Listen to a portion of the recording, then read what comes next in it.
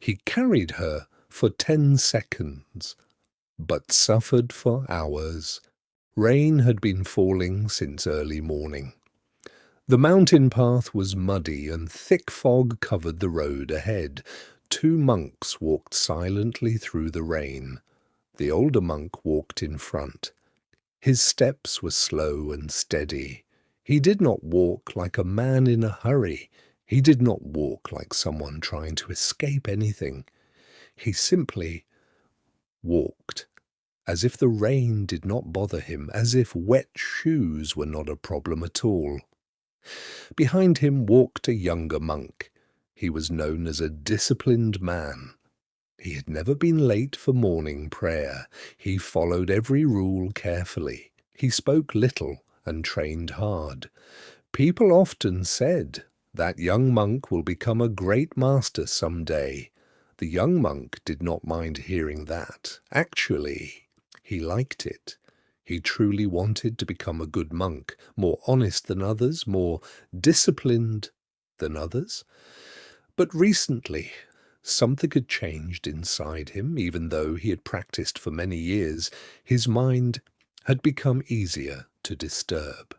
He could not sleep when people snored nearby. Even hearing laughter would break his concentration. Small mistakes bothered him more than before. His years of practice had increased, but his peace of mind had become smaller.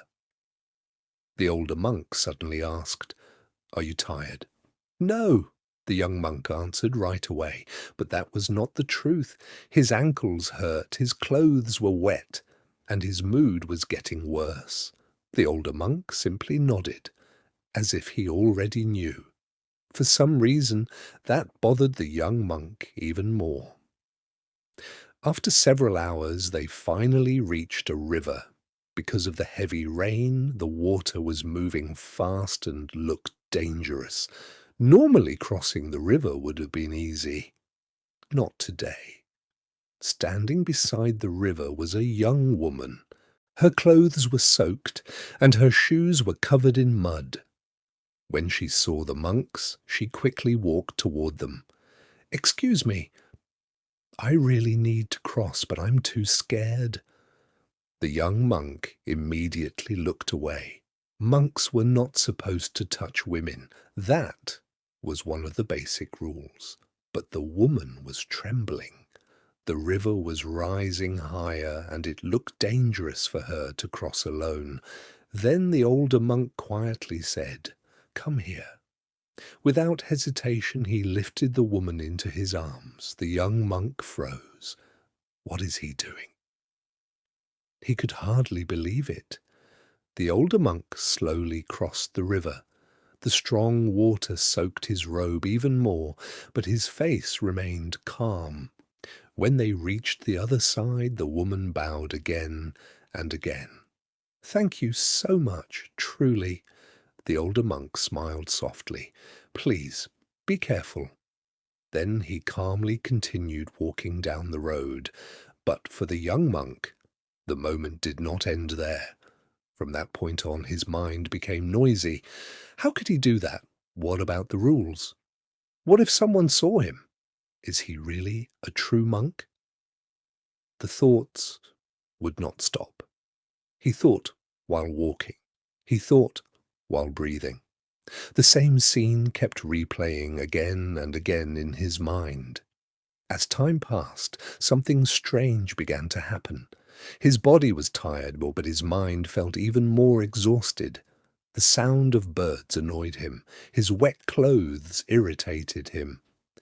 Even the sound of the older monk's footsteps bothered him. Meanwhile, the older monk still looked peaceful.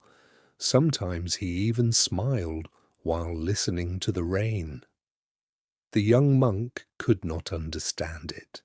Why am I the only one suffering like this? With every step, the young monk became more miserable. He had never broken the rules. He had always been careful, always controlled himself. So why was his mind more disturbed than the old monk who carried the woman? By sunset they arrived at a small temple beside the mountain road. It was old and quiet, only the sound of dripping rain filled the air. The young monk could not hold it in any more. "Master," the older monk slowly turned around. "Yes," the young monk's voice trembled. "Why did you do that?" "We are monks. We are not supposed to hold women." As soon as he said the words, his heart started pounding. He had been holding those thoughts inside for hours. The older monk stayed silent for a long moment. He did not become angry. He did not defend himself. He simply listened to the sound of the rain. Then he quietly said, "I left the woman at the river." A moment of silence passed. Then he added softly, "But you are still carrying her." The air suddenly felt still. The young monk could not speak. Those words sank deep into his heart, and slowly he realized they were true. The older monk had carried the woman for only a few seconds, but he himself had been carrying her for many hours inside his mind, repeating the scene, judging it, becoming angry again and again. That night, the young monk could not sleep. As he stared at the ceiling, he looked deeply into his own mind for the first time. And finally, he understood something. All this time he had tried to become a perfect monk, but underneath that effort, he had been afraid. Afraid of making mistakes, afraid of being criticized, afraid of becoming the wrong kind of person. So he tried to control everything, his thoughts, his emotions, even other people. But strangely, the more he held on, the more he suffered. For the first time, he truly understood something important.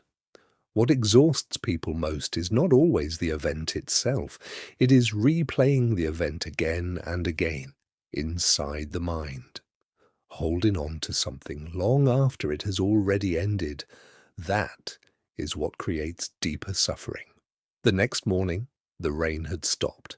The older monk sat quietly in the temple yard, drinking tea. Clouds moved slowly across the sky. The young monk carefully approached him. Then he asked in a low voice, "Master, how can I make my mind peaceful?" The older monk looked at the clouds for a long time. Then he asked, "Can you hold on to a cloud?" The young monk shook his head. The old monk smiled gently. Thoughts are the same. Suffering begins when you try to hold them. The young monk looked up at the sky. The clouds stayed for a moment, then slowly drifted away, just like human thoughts. Years later, people said the young monk became a great teacher, but he always told his students the same thing. People do not suffer only because of reality. They suffer because they keep carrying what has already passed. A painful sentence from someone, an old regret, one mistake. People carry these things for months, sometimes years, as if they are still happening right now. But maybe some things ended long ago, and the only thing still holding them is the mind.